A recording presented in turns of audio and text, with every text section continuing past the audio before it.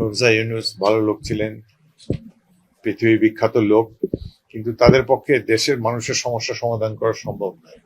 অর্থনীতির সূচক নিচের দিকে নেমে গিয়েছে, এই যে হামের টিকা আনে নেই, বহু লোক জীবন গিয়েছে। এইভাবে অদক্ষ ব্যক্তিদের হাতে রাষ্ট্র পড়লে তখন জনগণের অনেক ভোগান্তি হয়। কিন্তু যাই হোক, তারা নিরপেক্ষ সরকার ছিল, তারা চেষ্টা করেছে, অভিজ্ঞতার অভাবে তারা সফল হতে পারেনি। তো সংখ্যাগরিষ্ঠ দল বিএনপি, তারা জুলাই সনদে সই করেছে এবং সংসদেও তারা বলেছে যে তারা জুলাই সনদ বাস্তবায়ন করবে। তবে কয়েকটি বিষয়ে বিএনপি নোট অফ ডিসেন্ট দিয়েছে, জনগণ তাদেরকে রায় দিয়েছে।